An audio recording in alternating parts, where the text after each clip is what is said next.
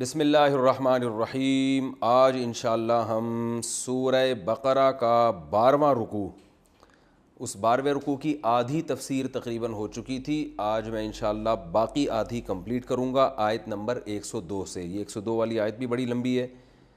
تو ہم نے کل پڑھا تھا اس میں اللہ تعالیٰ نے اہل یہود کی جو خصلت بیان کی کہ جب ان کے پاس رسول آئے جو ان کی کتابوں کی تصدیق بھی کرتے ہیں تو ان لوگوں نے اللہ کی کتاب کو پس پش ڈال دیا اور ایسے بن گئے جیسے کہ ان کو اس کتاب کے بارے میں کچھ علم ہے ہی نہیں، ایسے بن گئے۔ تو جس چیز کو فالو کرنا چاہیے تھا اس کو فالو نہیں کیا، اور جس چیز کو فالو نہیں کرنا چاہیے تھا اس کو فالو کیا۔ اس کا آگے تذکرہ ہے وَاتَّبَعُوا مَا تَتْلُو الشَّيَاطِينُ عَلَى مُلْكِ سُلَيْمَانَ، اس چیز کی پیچھے چلنا شروع ہو گئے، اس چیز کے پیچھے کہ جس کے پیچھے شیاطین چلا کرتے تھے سلیمان علیہ السلام کی بادشاہت میں۔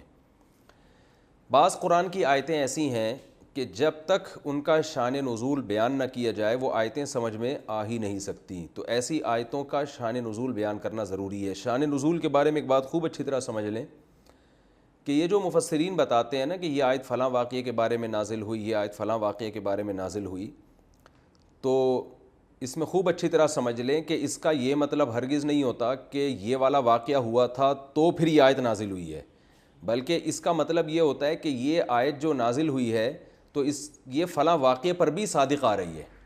تو چونکہ بہت سے لوگ اس اصطلاح سے، مفسرین کی اصطلاح سے واقف نہیں ہوتے، تو وہ یہ سمجھ لیتے ہیں کہ فلاں واقعہ ہوا تھا جس کی وجہ سے یہ آیت نازل ہوئی ہے۔ تو یہ بات شاہ ولی اللہ محدث دہلوی رحمہ اللہ تعالیٰ نے الفوز الکبیر، ان کا بڑا زبردست ایک رسالہ ہے قرآن کی تفسیر پر، تفسیر کے اصول پر، اس میں انہوں نے اس بات کی وضاحت کی ہے کہ جب بھی یہ کسی صحابی سے یہ منقول ہو کہ نزل فی فلان، یہ فلاں کے بارے میں نازل ہوئی، تو اس کا مطلب یہ ضروری نہیں ہے کہ فلاں کے بارے میں، بلکہ یہ آیت نازل ہوئی ہے اور اس میں یہ فلاں پر بھی صادق آ رہی ہے، یہ مطلب ہوتا ہے اس کا۔ لیکن بعض آیتیں ایسی ہوتی ہیں، اس کی میں پہلے آپ کو مثال سے بات سمجھاتا ہوں۔ جیسے قرآن مجید میں حکم ہے کہ چور کا ہاتھ کاٹو، ٹھیک ہے نا۔ اب آج ہمارے معاشرے میں کوئی چوری کرتا ہے، ہم گورنمنٹ سے مطالبہ کرتے ہیں بھئی اس کا ہاتھ کاٹو، اس لیے کہ آیت اس شخص کے بارے میں نازل ہوئی ہے، تو ظاہر ہے اس کے بارے میں تھوڑی ہوئی ہے، آیت تو پہلے نازل ہو چکی ہے 1400 سال پہلے، لیکن ہم یہ اصطلاح استعمال کر لیتے ہیں کہ یہ آیت اس کے بارے میں نازل ہوئی ہے، مطلب اس جیسے لوگوں کے بارے میں نازل ہوئی ہے۔ تو عام طور پر تو جب کسی صحابی سے یہ منقول ہوتا ہے حدیث میں کہ یہ آیت فلاں کے بارے میں یا فلاں واقعے کے بارے میں نازل ہوئی ہے، تو یہ لکھا تو ایسے ہی ہوتا ہے، اردو میں ترجمہ بھی ایسا ہی ہوتا ہے، لیکن اس کا مطلب آپ خوب سمجھ لیں، یہ نہیں ہوتا کہ فلاں واقعہ ہوا تھا تو یہ آیت ہوئی، بلکہ صحابی کا مطلب یہ ہوتا ہے کہ یہ آیت فلاں واقعے پر بھی منطبق ہوتی ہے۔ لیکن بعض دفعہ حقیقت میں ایسا ہوتا ہے کہ کوئی واقعہ ہوا ہوتا ہے تو اس کی وجہ سے وہ آیت نازل ہوتی ہے اور اس آیت میں اس واقعے کی طرف اشارہ ہوتا ہے، تو حقیقی شان نزول اس کو بولتے ہیں۔ اور جب تک وہ واقعہ آپ بیان نہیں کریں گے قرآن کی آیتوں کا مطلب سمجھ میں نہیں آئے گا۔ اس کی میں آپ کو 2 مثالیں دیتا ہوں۔ جیسے قرآن مجید میں امی عائشہ رضی اللہ تعالی عنہ کی برات بیان کی گئی ہے سورہ نور میں کہ لولا اذ سمعتموہ قلتم ما یکون لنا ان نتکلم بہذا، صحابہ کو اللہ نے تنبیہ کی کہ جب تم نے یہ واقعہ سنا تو تم نے یہ کیوں نہیں کہا کہ ہم تو اس پہ کلام بھی نہیں کر سکتے، سبحانک ھذا بہتان عظیم، یہ تو بہت بڑا بہتان لگایا جا رہا ہے۔ تو اب ان میں امی عائشہ کا تذکرہ تو نہیں ہے کہ عائشہ کا لفظ بھی نہیں آیا، نبی کی زوجہ کا لفظ بھی نہیں آیا، تو یہاں جب تک وہ واقعہ آپ جو بخاری اور مسلم میں امی عائشہ رضی اللہ تعالی عنہ کے ہار کے گمنے کا واقعہ، قافلے سے پیچھے رہ جانے کا واقعہ بیان نہیں کریں گے، اور پھر وہ عبداللہ بن ابی منافق نے جو آپ پہ تہمت لگائی تھی وہ واقعہ بیان نہیں کریں گے، تو ان آیتوں کا مطلب قیامت تک سمجھ میں نہیں آ سکتا۔ تو یہ آیتیں پورے اس واقعے کو بیان کر رہی ہیں، تو اس واقعے کو جب تک آپ حدیث کی روشنی میں بیان نہیں کریں گے تو یہ آیتیں بھی سمجھ میں نہیں آئیں گی۔ اس کی ایک اور مثال ہے کہ حضرت زید بن حارثہ نے اپنی زوجہ حضرت زینب رضی اللہ تعالی عنہ کو طلاق دی، تو چونکہ وہ آپ کی منہ بولی بہو تھیں، آپ نے ان سے نکاح کا ارادہ کیا، لیکن آپ کو یہ خوف ہوا کہ عرب کہیں گے کہ بہو سے نکاح کر رہے ہیں، تو قرآن نے کہا کہ جو سگا بیٹا ہے وہی سگا ہوتا ہے، جو منہ بولا بیٹا ہے وہ حقیقی بیٹا نہیں ہوتا، اور اس کی بیوی بھی حقیقی بیوی نہیں ہے، تو آپ ان سے نکاح کریں۔ تو اس واقعے کو قرآن نے بیان کیا، فلما قضا زید منہا وطرا زوجناکہا، جب زید نے اپنی خواہش پوری کر لی اور ان کو طلاق دے دی تو آپ کا ہم نے ان سے نکاح کرا دیا. اب کس سے کرا دیا اس کا ہاں ضمیر ہے, ہم نے اس سے نکاح کرا دیا, اور آپ کو لوگوں سے نہیں ڈرنا چاہیے. اللہ اس بات کا زیادہ حقدار ہے کہ آپ اللہ سے ڈریں. اور نبی حضرت زید کو حکم دے رہے تھے کہ اپنی زوجہ کو طلاق مت دو, پھر بھی انہوں نے دے دی. تو اس پہ بھی اللہ نے فرمایا کہ کسی کے لیے مناسب نہیں ہے کہ نبی جب کسی بات کا حکم دے تو وہ اس حکم کی خلاف ورزی کرے. تو یہ جب تک پورا واقعہ اب حدیث میں جو واقعہ ہے کہ واقعہ کیا ہوا تھا, یہ جب تک بیان نہیں کریں گے ان آیتوں کا مطلب سمجھ میں نہیں آئے گا. تو اصل میں شان نزول اس کو کہتے ہیں, لیکن مفسرین کے ہاں شان نزول کا مفہوم بہت وسیع ہے. لیکن حقیقی شان نزول کسے کہا جائے گا؟ اس قسم کے واقعات کو کہ وہ آیت سمجھ میں ہی نہیں آتی جب تک کہ وہ واقعہ بیان نہ کیا جائے, اور واقعتاً وہ آیت اسی واقعے کے بارے میں نازل ہوئی ہوتی ہے. تو یہاں بھی وَاتَّبَعُوا مَا تَتْلُو الشَّيَاطِينُ, یہ آیتیں اس وقت تک سمجھ میں نہیں آئیں گی جب تک کہ پورا واقعہ نہ ہو. تو حضرت سلیمان علیہ الصلوۃ والسلام کے دور میں اللہ تعالیٰ نے بابل شہر میں 2 فرشتے اتارے تھے لوگوں کو جادو سکھانے کے لیے. ان کا مقصد یہ تھا کہ جب بھی نبی آتے تھے تو ظاہر معجزے ہوتے تھے ان کے پاس, تو بہت سے لوگ کنفیوز ہوتے تھے کہ بھئی جادو میں اور معجزے میں کیا فرق ہے, کیونکہ جادوگر بھی کرتب دکھاتے ہیں. آپ نے دیکھا ہوگا جو میجک شو یوٹیوب پر ہے نا, ٹانگیں کاٹ کے الگ کر دیں, بعد میں ٹانگیں آپس میں جوڑ دیں, تو لوگ کہتے ہیں واہ واہ بھائی, یہ نظر کا دھوکہ ہوتا ہے, حقیقت نہیں ہوتی ہے. لیکن عام آدمی کو تو نہیں پتہ چلے گا نا کہ حقیقت کیا ہے اور نظر کا دھوکہ کیا ہے. تو اب اللہ تعالیٰ نے ان لوگوں, اب جو انبیاء جب آتے ہیں تو وہ جادو نہیں ہوتا, وہ معجزہ ہوتا ہے. وہ حقیقت میں, وہ اگر ٹانگیں کٹ رہی ہوں گی نا حقیقت میں کٹ رہی ہوں گی, جوڑ رہی ہوں گی تو حقیقت میں جوڑ رہی ہوں گی.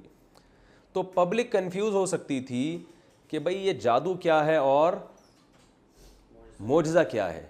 تو اللہ تعالیٰ نے بنی اسرائیل پر یہ رحم کیا کہ جادو اور معجزے کا فرق بتانے کے لیے فرشتے نازل کیے, وہ فرشتے تاکہ انسانوں کو جادو سکھائیں. اور فرشتوں نے ان کو بتا دیا کہ یہ جادو ہم تمہیں سکھا رہے ہیں, اس سے غلط استعمال مت کرنا, ہم ایک آزمائش ہیں. تو آزمائش کا مطلب جب ایک چیز دی جاتی ہے تو اس میں تمہاری آزمائش ہے کہ تم اس کو صحیح استعمال کرتے ہو یا غلط. صحیح استعمال کیا ہے کہ جب نبی معجزہ لے کر آئیں گے تو تمہیں پتہ چل جائے گا فوراً کہ یہ جادو نہیں ہے بلکہ یہ کیا ہے, معجزہ ہے, لہٰذا اس نبی پر ایمان لے کر آؤ گے. اور جب کوئی جادو کوئی شعبدے بازیاں دکھائے گا تو تمہیں پتہ چل جائے گا یہ ڈرامے باز آدمی ہے, یہ پیغمبر نہیں ہو سکتا. تو یہ ہے اصل. اچھا, جادو کے بارے میں سورہ فلق اور سورہ ناس کی تفسیر میں نے پوری تفصیل ڈیٹیل سے بیان کی ہے کہ جادو سے حقیقت چینج نہیں ہوتی کسی چیز کی. ہمارے ہی بعض علماء ہندوستان کے بر صغیر کے بہت بڑی چوٹی کے علماء وہ اس کے قائل ہیں کہ جادو سے ایک چیز کی حقیقت بھی چینج ہو سکتی ہے. مثال کے طور پر جادوگر اپنے جادو کے زور سے انسان کو گدھا بنا سکتا ہے, جیسے کہ عبداللہ ابن عبد السلام رضی اللہ تعالیٰ عنہ, وہ یہودی سے مسلمان ہوئے تھے. انہوں نے فرمایا کہ مجھے نبی صلی اللہ علیہ وسلم نے کچھ ایسے کلمات سکھائے ہیں کہ اگر میں وہ کلمات نہ پڑھتا تو یہودی نہ مجھے گدھا بنا دیتے. تو اس سے علماء نے استدلال کیا ہے کہ جادو کے ذریعے انسان کو ماہیت چینج کرنا بھی ممکن ہے. لیکن جو دوسرے دلائل کو اگر آپ دیکھیں بہت ڈیٹیل سے قرآن و سنت کے, تو اس سے پتہ چلتا ہے کہ حقیقت میں یہ ممکن نہیں ہے, یہ صرف نظر کے دھوکے کی حد تک ممکن ہے.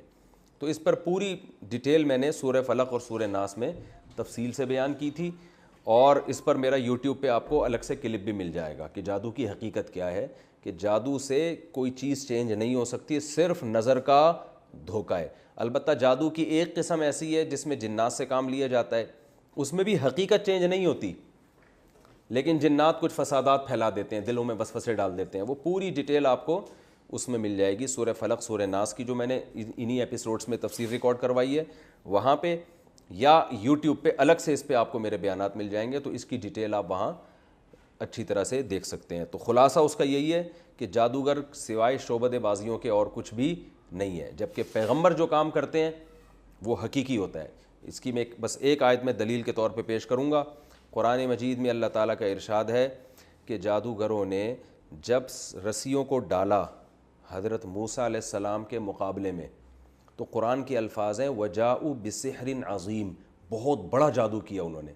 لیکن اس بہت بڑے جادو کا اثر کیا تھا, يُخَيَّلُ إِلَيْهِ مِن سِحْرِهِمْ أَنَّهَا تَسْعَىٰ, لوگوں کو دیکھنے میں ایسا لگا کہ یہ سانپ بن کے دوڑ رہی ہیں. تو اتنا بڑے جادو سے بھی رسی حقیقت میں سانپ نہیں بنی ہے, بلکہ دیکھنے میں ایسا لگ رہا تھا کہ سانپ بن کے دوڑ رہی ہے. جبکہ حضرت موسیٰ نے جو لاٹھی زمین پہ ڈالی ہے تو قرآن یہ نہیں کہہ رہا کہ ایسا لگا کہ یہ اژدہا بن گیا ہے, نا نا نا, فَإِذَا هِيَ ثُعْبَانٌ مُبِينٌ, وہ حقیقت میں کیا بن گیا؟ اژدہا. جادوگر اسی چیز سے متاثر ہوئے ہیں کہ یہ تو حقیقت میں کیا بن گئی؟ اژدہا بن گیا, تو تبھی فوراً سجدے میں گر گئے ہیں.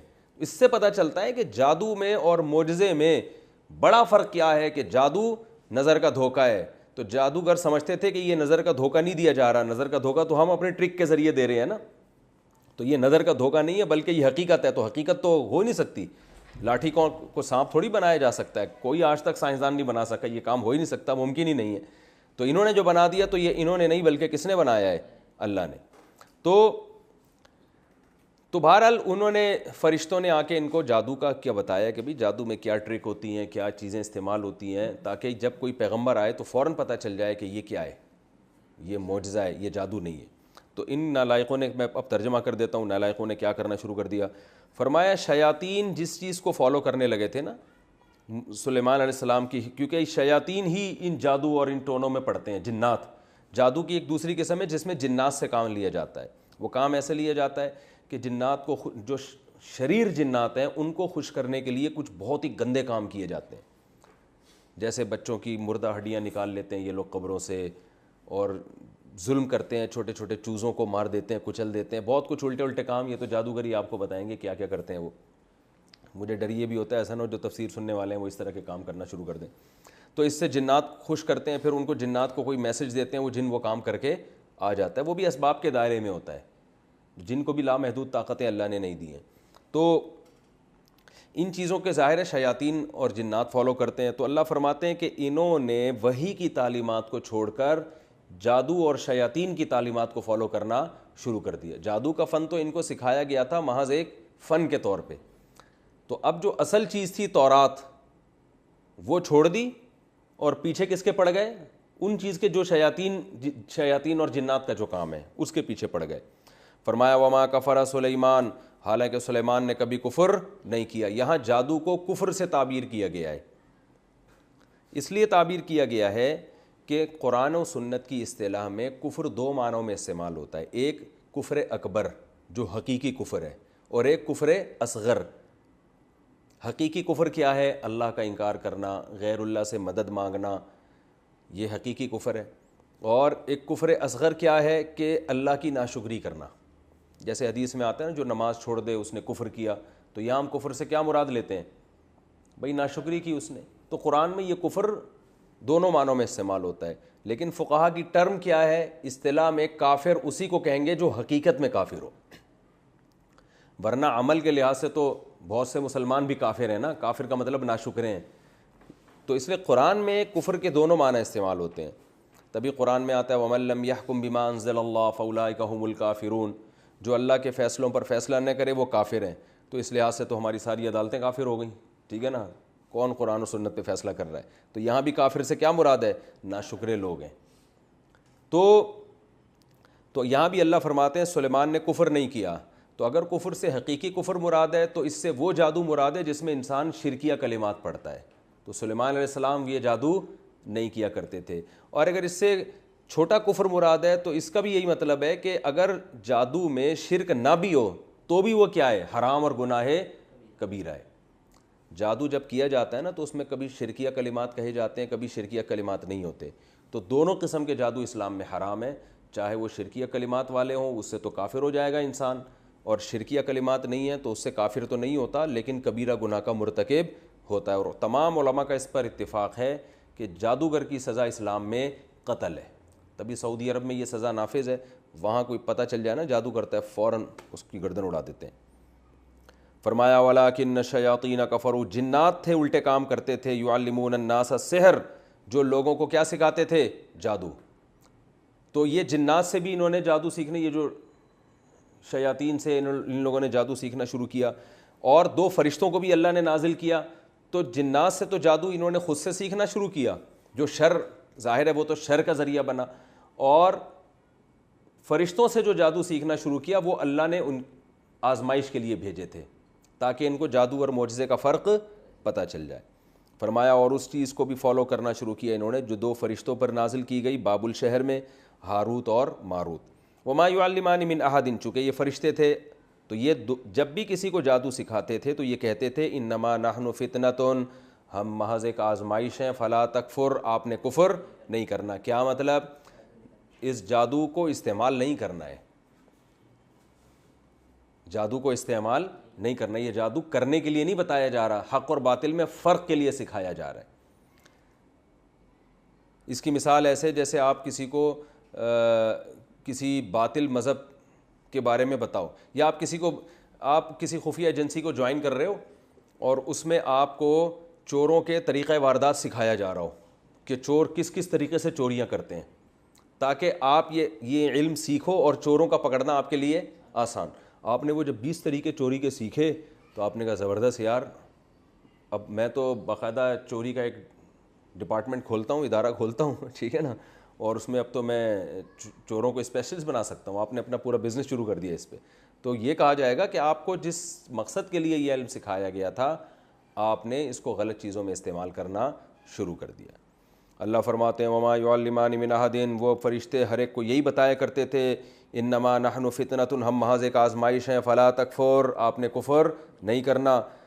فیتعلمون منہما، ان کم بختوں نے کیا کیا کہ ان فرشتوں سے وہ چیز سیکھنا شروع کر دی ما یفرقون به بین المرء وزوجہ، کہ جس کے ذریعے میاں بیوی میں جدائیاں ڈالی جاتی ہیں. ان کو اب جادو کے طریقے آ گئے تھے تو جادو کے ذریعے سے میاں بیوی میں طلاقیں ڈلوانا.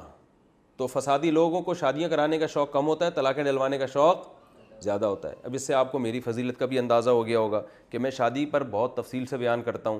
تو اللہ نے طلاق کو برا عمل قرار دیا ہے. اس سے خود بخود پتہ چلتا ہے کہ ایک چیز اگر بری ہے تو اس کی اپوزٹ کیا ہوتی ہے؟ اچھی ہوتی ہے. تو اس سے آپ مجھے بھی شاباش دیں کہ مفتی صاحب ویل ڈن، زبردست، آپ تو لوگ کہتے ہیں شادیاں کرو. تو اللہ فرماتے ہیں ما یفرقون به بین المرء وزوجہ، کہ میاں بیوی کے درمیان جادو کے زور سے جدائیاں ڈالتے تھے. یہ جادو کے زور سے جدائی کیسے ڈالی جا سکتی ہے؟ 2 طرح سے. ایک تو یہ شعبدے بازی کے ذریعے. شعبدے جیسے نظر کے دھوکے ہوتے ہیں نا، جیسے یہ میجک شو آ رہے ہوتے ہیں یوٹیوب میں، نظر کا دھوکا ہوتا ہے نا، ٹانگیں کٹ کے ادھر چلی گئیں پھر دوبارہ جڑ رہی ہیں اور آستین سے کبوتر نکل آیا. تو نظر کا دھوکا کر کے بیوی کو ایسی چیز دکھائی جا سکتی ہے جس سے وہ شوہر کے بارے میں غلط فہمی کا شکار ہو جائے. حالانکہ وہ شوہر نے وہ کام کیا نہیں ہوتا، لیکن عورت کو نظر کا دھوکا ہوتا ہے. بھئی ایسا منظر دکھا دیا، وہ حقیقت میں نہیں ہے، کچھ کنفیوژن پیدا کر دی. یا بیوی کے بارے میں شوہر کو ایسا منظر دکھا دیا، وہ حقیقت میں نہیں ہے لیکن شوہر کو نظر کا دھوکا ہو گیا. کچھ ایسا اس نے سین بنایا کہ اس سے شوہر کے دل میں بیوی کے بارے میں غلط فہمیاں پیدا ہو گئیں. یہ بھی طریقہ ہے. دوسرا مسمرزم بھی جادو کی ایک قسم ہے کہ دماغ کو جو ہے نا کیا کر لیتے ہیں، مسمرزم کے ذریعے قابو کر لیتے ہیں، پھر اس دماغ میں اپنی مرضی سے خیالات ڈالے جاتے ہیں.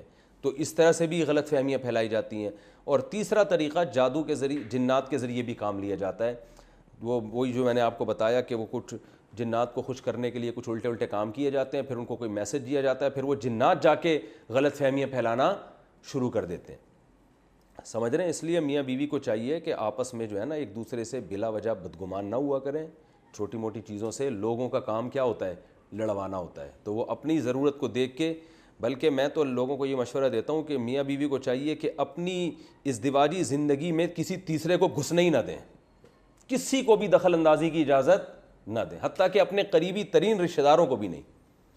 تو کامیابی زندگی گزرے گی. آپ نے کسی کو زیادہ لفٹ کرانا شروع کر دی تو خیر کا آج کل غلبہ کم ہے، شر کا غلبہ مارکیٹ میں زیادہ ہے. وہ الٹی الٹی باتیں کر کے آپ کے گھروں کو کیا کر دیں گے؟ فساد ڈلوا دیں. تو اس آیت سے بھی پتہ چلتا ہے کہ یہ کوئی اچھا کام نہیں ہے. اللہ فرماتے ہیں میاں بیوی میں لڑوا دیا کرتے تھے اور طلاقیں دلوا دیا کرتے تھے.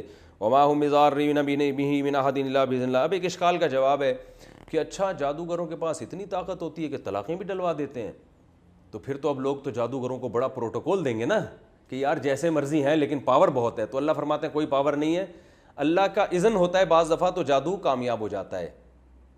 تو اس میں اللہ کے ارادے کا دخل ہوتا ہے. اس لیے ان کو زیادہ پاورفل سمجھنے کی ضرورت نہیں ہے. دیکھیں ہر کام اللہ کے اذن سے ہوتا ہے نا, لیکن ہر کام میں اللہ نے یہ نہیں بتایا کہ اللہ کے اذن سے ہوتا ہے, ہوتا تو ہے. یہاں اللہ اسپیشل اپنی صفت کو ہائی لائٹ کر رہے ہیں کہ یہ کسی کو نقصان نہیں پہنچا سکتے جادوگر جب تک اللہ کا اذن نہ ہو. تو اس لیے کہ جادو ایک ایسا سبب ہے جو کمزور سبب ہے, کیونکہ جادوگروں کے پاس اگر اتنے اختیارات ہوتے نا تو یہ تو طلاقیں دلوا کے پورا معاشرہ تباہ کر دیتے.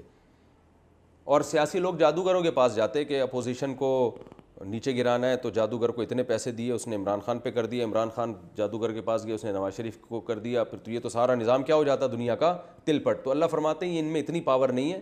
ہاں یہ شر پھیلانے کی کوشش کرتے ہیں تو بعض دفعہ اللہ کی مشیت شامل حال ہو جاتی ہے, اور اس میں اللہ کی حکمتیں ہوتی ہیں جو اللہ ہی بہتر جانتا ہے, کیونکہ دنیا میں شر بھی اللہ نے رکھا ہے اور خیر بھی. تو شر بھی اللہ کی مرضی سے میری مراد مشیت سے. شر پہ اللہ خوش تو نہیں ہوتا, لیکن شر اللہ کی مشیت اور ارادے کے بغیر ہوتا نہیں ہے. جیسے قرآن مجید میں اللہ کا ارشاد ہے, ان تکفروا, اگر تم کفر کرو گے تو وہ کیا ہے, نہیں, ان تشکروا یرضہ لکم, اگر شکر کرو گے تو اللہ اس پہ خوش بھی ہوگا. اور کفر کرو گے تو کفر ہو تو جائے گا, لیکن اللہ اس پہ خوش نہیں ہوگا. تو کفر ہونے تو دیتا ہے اللہ تعالیٰ. اب جیسے ہندو بتوں کی عبادت کرتے ہیں تو اللہ کی مشیت کے بغیر یہ ممکن تو نہیں ہے نا, اللہ چاہے تو روک لے, لیکن اللہ چاہتا ہے کہ دنیا میں سب کچھ چلتا رہے, شر بھی چلے اور خیر بھی. تو اللہ کی مرضی اس میں بھی شامل حال ہوتی ہے, لیکن اللہ اس پہ خوش نہیں ہوتا. تو اللہ فرماتے ہیں جادوگر یہ جو کچھ کر لیا کرتے تھے یہ کسی کو نقصان نہیں پہنچا سکتے جب تک اللہ کی مرضی شامل حال نہ ہو. تو اس میں دو علمی نقطے بیان کرنا مقصد ہے. ایک تو یہ کہ جادوگروں کو بہت زیادہ پاورفل سمجھنے کی ضرورت نہیں ہے. دوسری بات یہ کہ اللہ کے اذن کے بغیر نہیں ہے, تو اللہ سے تعلق مضبوط کر لو تو جادوگر آپ کو نقصان نہیں پہنچائیں گے. تو اس میں یہ دو علمی نقطے بہت یعنی اچھی طرح ذہن میں بٹھا لیں. ایک اللہ باذن اللہ, کہ اللہ کے حکم سے. تو پتہ چلا کہ اگر کوئی جادو کرتا ہے تو پھر ہمیں تعلق اللہ سے مضبوط کرنا چاہیے. تو اللہ کے کلمات جو ہمیں سکھائے گئے ہیں نبی صلی اللہ علیہ وسلم نے, سورہ فلق, سورہ ناس, آیت الکرسی, ان کلمات کو زیادہ سے زیادہ پڑھنا چاہیے جن میں اللہ سے مدد مانگی گئی ہے, تو اس سے فائدہ بھی ہوتا ہے. آگے اللہ فرماتے ہیں وَيَتَعَلَّمُونَ مَا يَضُرُّهُمْ وَلَا يَنفَعُهُمْ, وہ چیزیں سیکھا کرتے تھے جس سے جو ان کو نقصان پہنچائے, جو فائدہ نہ پہنچائے. جو مقصد تھا فائدے کا وہ حاصل نہیں کیا, اور الٹا کفر میں پڑھ کے اپنی آخرت تباہ کر دی انہوں نے. وَلَقَدْ عَلِمُوا لَمَنِ اشْتَرَاهُ مَا لَهُ فِي الْآخِرَةِ مِنْ خَلَاقٍ, حالانکہ یہ جانتے تھے کہ جو بھی اس جادو کو خریدے گا یعنی اختیار کرے گا اس کا آخرت میں سرے سے کوئی حصہ نہیں ہے. من خلاق میں من تاکید کے لیے, ذرا سا بھی آخرت میں اس کا حصہ نہیں ہے. اس سے صاف پتہ چلتا ہے کہ بہت بڑا جرم ہے جادو کرنا. اور آج کل دیکھو خواتین دشمنیوں میں فوراً جادوگروں کے پاس چلی جاتی ہیں, یہ میری جٹھانی پہ یہ کروا دو, میری ساس پہ یہ کروا دو, میری بہو پہ یہ کروا دو. تو یہ بہت بڑا جرم ہے. اللہ نے فرمایا آخرت میں ذرا سا بھی حصہ نہیں ہے. وَلَبِئْسَ مَا شَرَوْا بِهِ أَنفُسَهُمْ, اور کتنی بری چیز ہے جس کے ذریعے اپنے آپ کو بیچ ڈالتے ہیں یہ لوگ, یعنی اپنی جان کا سودا کر لیتے ہیں. اور لَوْ كَانُوا يَعْلَمُونَ, کاش کہ یہ لوگ جان لیتے. تو خلاصہ آیت کا کیا نکلا, پہلے میں اگلی آیت بھی کمپلیٹ کر لوں. وَلَوْ أَنَّهُمْ آمَنُوا وَاتَّقَوْا, اگر یہ اہل یہود ایمان لاتے, تقوی اختیار کرتے, لَمَثُوبَةٌ مِّنْ عِنْدِ اللَّهِ خَيْرٌ, تو آخرت میں جو ان کو ثواب ملنے والا تھا وہ اس دنیا کے چند ٹکوں سے بہت بہتر تھا. اب وہ دنیا کے چند ٹکے کیا کہ کسی نے آ کے کہا ہوگا یار وہ فلاں کی بیوی کو طلاق دلوا دے, میں اس سے شادی کرنا چاہتا ہوں, تو جادوگر نے پوچھا ہوگا مجھے کیا ملے گا, لے بھائی تجھے یہ بلینک چیک دے رہا ہوں میں. تو یہ دنیا کا فائدہ تھا نا بھائی, طلاقیں دلوا کے یہی تو ہوتا ہے نا کہ کوئی اپنا مفاد ہوتا ہے, کوئی خود شادی کرنا چاہ رہا ہوتا ہے یا کسی اور کی کروانا چاہ رہا ہوتا ہے, یا ویسے ہی جیلسی میں لڑائیاں ڈلوا دیتا ہے, تو باپ بیٹوں کو لڑا دیتا ہے, میاں بیوی کو لڑا دیتا ہے, ماں بیٹی کو لڑوا دیتے ہیں. تو اس میں کوئی نہ کوئی فائدہ ہوتا ہے. تو لَوْ كَانُوا يَعْلَمُونَ, اللہ فرماتے ہیں آخرت کو سامنے رکھو تو یہ تمہارے لیے بہتر ہے. تو اس پورے رکوع کا خلاصہ یہی نکلا کہ پچھلے رکوع میں اہل یہود نے کہا تھا کہ ہم تو مومن ہیں. آیت کیا تھی کہ جب ان سے کہا جاتا ہے کہ قرآن پر ایمان لاؤ تو کہتے ہیں کہ ہم تو اس کتاب پر ایمان لا چکے ہیں جو ہم پہ نازل ہوئی ہے. تو اللہ فرماتے ہیں یہ اس دعوے میں کیا ہیں, جھوٹے. انہوں نے ہمیشہ نیگیٹو چیزوں کو زیادہ لیا ہے اور پازیٹیو چیزوں کو نظر انداز کی. جو چیزیں ان کو دی گئی تھیں فائدے کے لیے وہ بھی انہوں نے دنیاوی مفاد کے لیے حاصل کی ہیں. اور اس کا مصداق آج وہ باطل علماء ہیں جو دین کا لیبل لگا کے پیسہ کماتے ہیں, غلط گائیڈ کر کے لوگوں کو.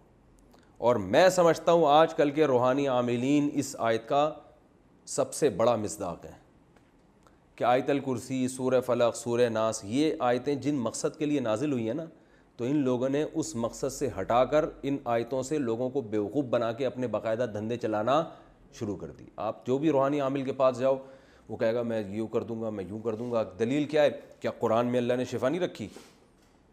دلیل کیا دے گا؟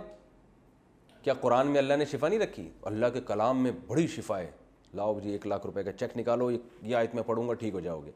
اللہ کے کلام میں شفا ہے، لیکن یہ کون سی حدیث میں لکھا ہے کہ وہ تو پڑھے گا تو شفا ملے گی، وہ فلاں مولوی صاحب پڑھیں گے تو نہیں ملے گی شفا، یا خود پڑھے گا تو نہیں ملے گی؟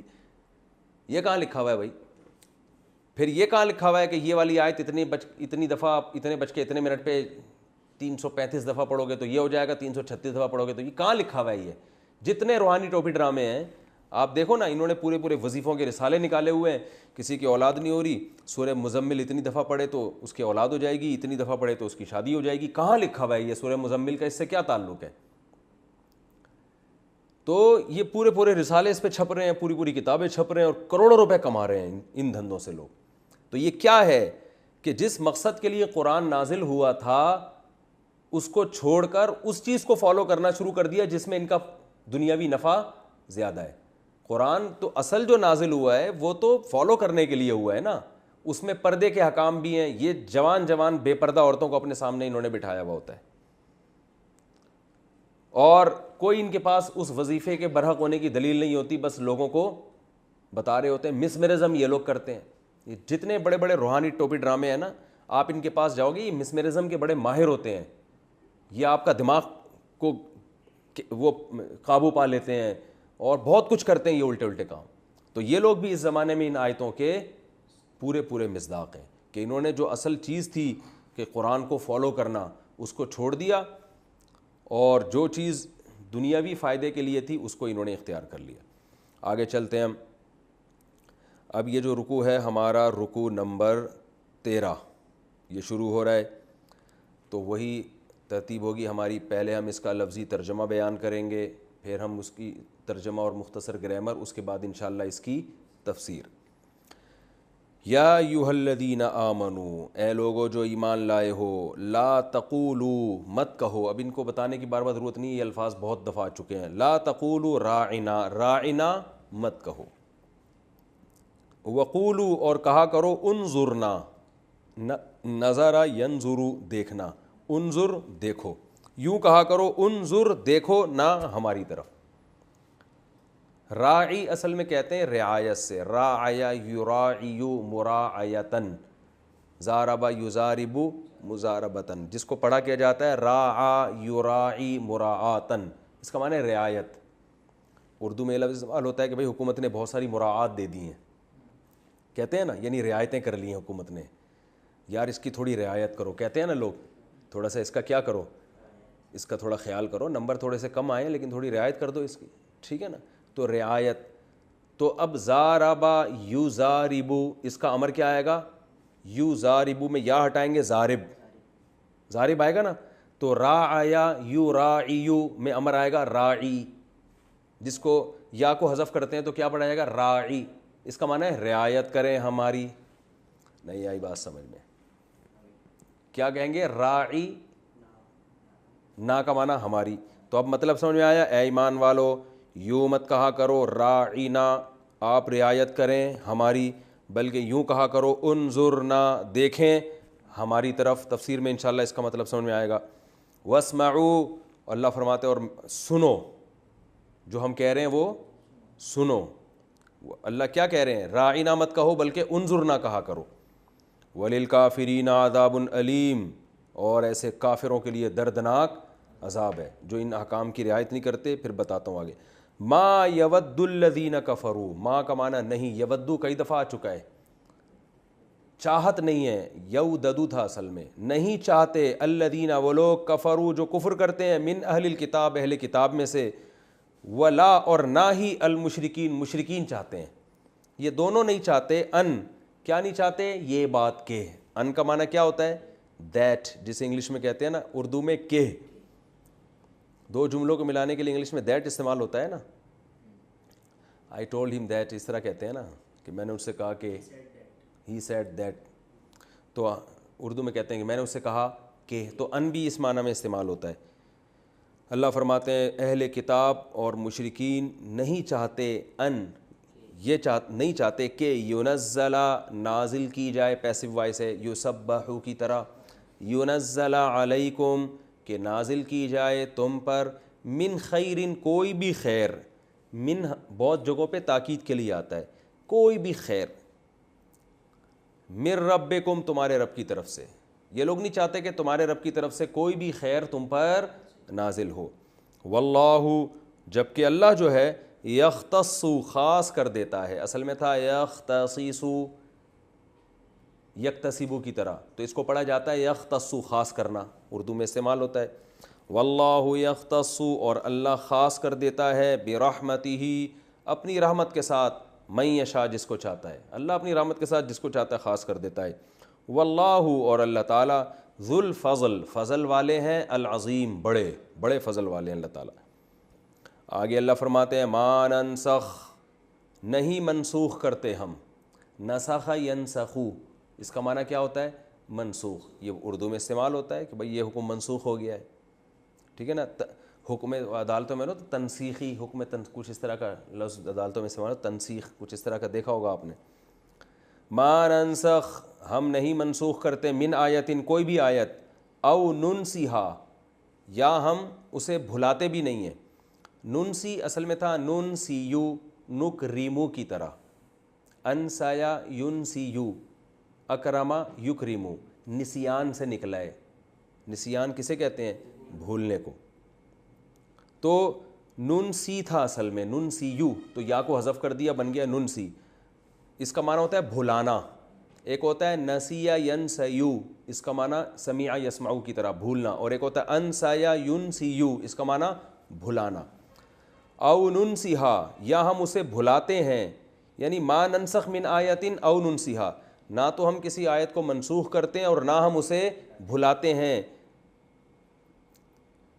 سوری یہ ما جو ہے نا کے معنی، ما نفی کے معنی میں نہیں ہے، ما موصولہ ہے، کوئی بھی آیت، ما کا معنی وہ جو کہ، میں نے بتایا تھا نا ما کا ایک معنی کیا آتا ہے، من اور ما کا وہ جو کہ، ما ننسخ جو بھی آیت ہم منسوخ کرتے ہیں یا ہم اسے بھلاتے ہیں، نأتی بخیرن تو ہم لاتے ہیں بہتر، منہا اس آیت سے، او مثلیہا یا اسی جیسی لے آتے ہیں۔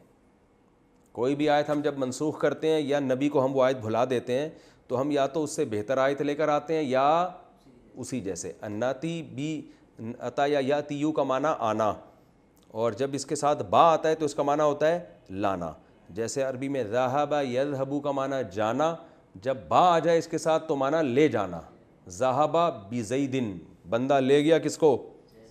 زید کو لے گیا۔ الم تعلم کیا تم نہیں جانتے، ان اللہ کہ اللہ تعالیٰ علی کل شیء قدیر ہر چیز پر قدرت رکھتے ہیں۔ الم تعلم کیا تم نہیں جانتے، ان اللہ کہ بے شک اللہ تعالیٰ لہو ملک السماوات والارض اسی کے لیے ہے آسمانوں کی اور زمین کی بادشاہی، وما لکم اور نہیں ہے تمہارے لیے، من دون اللہ اللہ کے علاوہ اللہ کے سوا، من ولی کوئی بھی دوست، ولا نصیر اور نہ ہی کوئی مددگار ہے، نصیر نصرت سے مددگار۔ ام تریدونا ام کا معنی کیا، تریدونا اصل میں تھا ترویدونا، ارادے سے نکلا ہے، اردو میں استعمال ہوتا ہے ارادہ، تکریمونا کی طرح، تو پڑھا جاتا ہے تریدونا، کیا تم تریدونا تم ارادہ کرتے ہو، تم یہ چاہتے ہو، ان وہی بات، ان کا معنی کہ کیا تم یہ چاہتے ہو کہ تسألو، سأل یسألو سوال کرنا، تسألو جمع کا صیغہ ہے، تسألونا تھا اصل میں، کیا تم یہ چاہتے ہو کہ تم سوال کرو رسولکم اپنے رسول سے، کما اس طرح، سئیلا موسیٰ جیسے موسیٰ سے سوال کیا گیا، سئیلا پیسو وائس، ضربا مارا گیا وہ، سئیلا پوچھا گیا وہ، ایسے سوال کرنا چاہتے ہو جیسے سئیلا موسیٰ، موسیٰ کو جیسے سوالات کیے گئے، موسیٰ سے جو کچھ پوچھا گیا تھا، تم چاہتے ہو کہ اسی طرح تم بھی اپنے پیغمبر سے سوالات کرو، من قبل پہلے، یعنی پہلے جیسے موسیٰ علیہ السلام سے الٹے سیدھے سوالات کیے گئے تھے، جیسے بنی اسرائیل کرتے تھے نا الٹے سیدھے، تو کیا تم یہ چاہتے ہو کہ تم بھی نبی سے اپنے نبی سے ایسے سوالات کرو؟ یہ پھر تفسیر میں انشاءاللہ بتاؤں گا. وَمَن يَتَبَدَّلِ الْكُفْرَ، اور جو بھی یتبدل تبدیل کر دے گا، الکفر کفر کو، بالایمانی ایمان کے ساتھ، یعنی ایمان دے کے کفر لے لے گا، فقد تو تحقیق، ضل وہ گمراہ ہو گیا، سواء السبیل سیدھے راستے سے. سبیل کا معنی راستہ، سوا کا معنی سیدھا، تو وہ سیدھے راستے سے کیا ہو گیا؟ ہٹ گیا. ود کثیر من اہل الکتاب، بہت سارے اہل کتاب یہ چاہتے ہیں، وددا تھا اصل میں، لو یردونکم کہ وہ تم کو، یعنی کاش وہ تم کو لوٹا دیں. یردونا اصل میں تھا یردودونا، ینصرونا کی طرح، رد کرنا، لوٹانا. لو یردونکم من بعد ایمانکم، تمہارے ایمان لانے کے بعد، کفارا وہ تمہیں لوٹا دیں کافر بنا کر، یعنی تمہیں کافر بنا دیں. کافر کی جمع کیا آتی ہے؟ کفار. حسدن حسد کی وجہ سے، من عند انفسہم اپنے دل کے حسد کی وجہ سے. نفس انسان کی ذات کو بھی کہتے ہیں، انسان کے دل کو بھی کہتے ہیں، اور انفس اس کی جمع، یعنی ان کے دل میں جو ایک حسد ہے، جیلسی ہے، اس کی وجہ سے وہ چاہتے ہیں کہ تم کیا بن جاؤ؟ کافر بن جاؤ. من بعد ما بعد اس کے کہ، تبین لہم الحق حق ان کے لیے واضح ہو چکا ہے. تبینہ کا معنی واضح ہونا، تبیان ہے نا، وضاحت کو بیان بھی کہتے ہیں نا، وضاحت کرنا. اللہ فرماتے ہیں فاعفو درگزر کرو. اعفا کا معنی کیا ہوتا ہے؟ معاف کرنا، عفا و یعفو، اور اعفو انصر کی طرح امر کا صیغہ. الف اس میں فا کی وجہ سے سائلنٹ ہو گیا، فا شروع میں آ رہا ہے نا، تو فاعفو اصل میں تھا اعفو. عفو کا معنی عفو، کہتے ہیں نا عفو درگزر. حدیث میں دعا نہیں ہے اللہم انک عفو تحب العفو فاعف عنا. معاف اردو میں جو استعمال ہوتا ہے نا معاف، یہ اسی سے نکلا ہے. تو اللہ فرماتے ہیں ان کو، یہاں معاف کا مطلب یہ نہیں ہے کہ ان کو معاف کر دو بس، بہت بیچارے بہت برے لوگ ہیں لیکن چھوڑو معاف کر دو. یہ وہاں مطلب اس معنی میں ہے کہ انتقام کی فکر مت کرو. وصفحو اور اعراض کرو ان سے، یعنی ان کی باتوں میں مت آؤ. یہ وہ والا معاف کرنا ہے جیسے ہم کسی کہتے ہیں جا بھائی معاف کر یار، ٹھیک ہے نا، تاکہ جان چھڑاؤ. یعنی مطلب یہ کہ ان سے انتقام کی فکر مت کرو، کیونکہ انتقام لینے میں پڑ گئے جو تو تمہارے کرنے کے کام ہیں وہ تم نہیں کر سکو گے. جیسے کوئی بھی فتنہ فرس آدمی شر پھیلا رہا ہو نا، تو لوگ کہتے ہیں بھائی تو اس کو بولنے دے، اس کو اپنے کام کرنے دے، اگر آپ اس کے پیچھے پڑ گئے تو آپ کی صلاحیتیں برباد ہوں گی. یہ مطلب ہے فاعفو وصفحو حتی یاتی اللہ بامرہ، یہاں تک کہ اللہ لے آئے. عطا یا یاتی یو کا معنی آنا، جب آگے بی آ رہا ہے نا بامرہ تو اس کا معنی لانا. یہاں تک کہ اللہ لے آئے اپنا حکم. جب تک اللہ تمہیں ان کے بارے میں کوئی خاص فیصلہ نہیں کر دیتا، اس وقت تم نے کیا کرنا ہے؟ چشم پوشی سے کام لینا ہے. ان اللہ بے شک اللہ تعالیٰ علی کل شیء قدیر، ہر چیز پر قدرت رکھتا ہے. تو ہمارا صرف ابھی ترجمہ چل رہا ہے، تفسیر میں بھی بیان کروں گا انشاءاللہ. آگے فرمایا وَأَقِيمُوا الصَّلَاةَ، اور نماز قائم کرو، وَآتُوا الزَّكَاةَ اور زکوٰۃ دو، وما اور وہ چیز، تقدموا جو تم آگے بھیجو گے. قدم یقدم کا معنی آگے بھیجنا. لِأَنفُسِكُمْ اپنی ذات کے لیے، من خیرن کوئی بھی خیر کا کام ہو، کوئی بھی نیکی ہو، کوئی بھی نیکی جو تم آخرت کے لیے آگے بھیجو گے. تجدوہ وجد یوجدو پانا، تجدو توجدو کو پڑھا کیا جاتا ہے تجدو، تضربو کی طرح ہے نا. تو تجدوہ تم اس کو پاؤ گے، عند اللہ اللہ کے پاس. جو بھی نیکی تم آگے بھیجو گے، خیر کا کام آگے بھیجو گے، تم اس کو اللہ کے پاس پاؤ گے. ان اللہ بے شک اللہ تعالیٰ، بما تعملون جو کچھ تم کر رہے ہو، بصیر اسے خوب دیکھ رہا ہے. وقالو اور یہ یہود و نصارہ یہ بھی کہتے ہیں، لن يدخل الجنت ہرگز جنت میں داخل نہیں ہوگا، الا مگر وہ شخص کان ہودن جو یہودی ہو، یہود کو ہود بھی کہتے ہیں، جو یہودی ہو، او نصارہ یا عیسائی ہو. دونوں نہیں کہا کرتے تھے، یہودی کہتے تھے جنت میں صرف یہودی جائے گا، نصارہ کہتے تھے جنت میں صرف عیسائی جائیں گے. تو اللہ نے دونوں کا مشترک قول ذکر کیا. مطلب یہ نہیں کہ یہودی کہتے تھے کہ دونوں جنت میں جائیں گے اور عیسائی بھی کہتے ہیں کہ دونوں جائیں گے، دونوں تھوڑی ایک دوسرے کو کہتے تھے، وہ تو ایک دوسرے کی نفی کرتے تھے. نصارہ کو نصارہ کیوں کہتے ہیں؟ کئی دفعہ بتا چکا ہوں، نصرت سے نکلا ہے، مدد کرنا، کیونکہ حضرت عیسیٰ علیہ السلام کی مددگار تھے نا یہ، تو اس لیے ان کو کیا کہا گیا؟ نصارہ. اللہ فرماتے ہیں تل کا، یہ جو باتیں ہیں نا، گویا تل کا ہاتھ سے اشارے کے وقت کہا جاتا ہے، یہ جو یہ باتیں کر رہے ہیں، امانیہم ان کی تمنائیں ہیں، دل کے بہلانے کی باتیں ہیں۔ امانیہ جمع ہے امنویتن کی، اس کی میں بہت ڈیٹیل پہلے بتا چکا ہوں۔ جیسے اعجوبہ کہتے ہیں وہ چیز جس کے ذریعے تعجب ہو، تو امنویہ وہ چیز جس سے انسان جس کے ذریعے تمنا کی جائے، تو امنویہ کو پڑھا جاتا ہے امنیہ، اور جمع آتی ہے امانی۔ جیسے مسجد کی جمع مساجد، تو امنیہ کی جمع امانی۔ سمجھ میں آ جائے ٹھیک ہے، نہیں ہے تو بھی بس امانی کا مطلب کیا ہوتا ہے سمجھ جائیں، تمنا سے نکلا ہے۔ تمنا کا لفظ اردو میں استعمال ہوتا ہے نا، تو الف میم نون یہاں بھی آ رہا ہے۔ تو یہ ان کی تمنائیں ہیں، یعنی کیا امنیہ کہتے ہیں دل کے بہلانے کی باتیں۔ وہ ایک شاعر ہے نا، شعر ہے نا غالب کا، دل کے خوش کرنے کو غالب خیال اچھا ہے۔ بعض دفعہ آدمی بیٹھے بیٹھے بڑی لمبی لمبی پھینک رہا ہوتا ہے، تو لوگ اسے کہتے ہیں یار تم تو بہت ہی اونچی اونچی باتیں کرو، تو کہہ رہے یار خوش ہونے پر گورنمنٹ کی طرف سے کوئی پابندی نہیں ہے۔ تو اللہ بھی فرما رہے ہیں تم اپنے دعوے کر رہے ہو یہودی صرف جنت میں جائے گا، وہ کہہ رہے ہیں صرف عیسائی جنت میں جائے گا۔ اللہ فرماتے ہیں ٹھیک ہے، دل کے بہلانے کو یہ باتیں کیا ہیں، اچھی ہیں، دلائل ان کے تمہارے پاس اس کے نہیں ہیں۔ کیوں؟ قل اے نبی ان سے کہہ دیجیے ہاتو برہانکم، اپنی مضبوط دلیل لے کر آؤ۔ برہان بہت مضبوط دلیل کو کہا جاتا ہے، تم کوئی مضبوط دلیل لے کر آؤ، ان کنتم صادقین، اگر تم سچے ہو تم اس دعوے پر مضبوط دلیل لے کر آؤ۔ تمہارے پاس نہیں دلیل ہے، ہم دلیل لے کر آتے ہیں۔ بھلا کیوں نہیں؟ بھائی کیوں نہیں جائے گا یہود و نصارہ کے علاوہ کوئی جنت میں؟ کیونکہ اللہ کا قانون کیا ہے، وہ قانون تم بھی مانتے ہو، یہودی بھی مانتے، عیسائی بھی مانتے، تو اس قانون پہ اگر پرکھو گے تو جو اس قانون پہ پورا اترے گا وہ جنت میں جائے گا۔ وہ قانون کیا ہے؟ من اسلم، جو سپرد کر دے، اسلم یسلم، اسلامن کا معنی سپرد کرنا، وجہہ، اپنے چہرے کو، للہ، اللہ کے لیے، جو مکمل اللہ کا غلام بن جائے، وہو محسن، اور وہ عمل کو بھی اچھا کرنے والا ہو، اللہ کے سپرد کر دے اور عملی زندگی میں بھی اس کا عمل کیا ہو جائے، اچھا ہو جائے۔ فَلَهُ أَجْرُهُ، تو ایسے شخص کے لیے اس کا اجر ہے، عند ربہ، اپنے رب کے پاس، ولا خوف علیہم، اور ان پر نہ کوئی خوف ہوگا، ولا ہم یحزنون، اور نہ وہ غمزدہ ہوں گے۔ تو اس قانون پہ پرکھو تو پتہ چل جائے گا کہ کون جنت میں اور کون جہنم میں۔ یہ اس رکوع کا لفظی ترجمہ ہو گیا اور گرامر ہو گئی۔ اگلے ایپیسوڈ میں انشاءاللہ میں اس رکوع کی تفسیر بیان کروں گا۔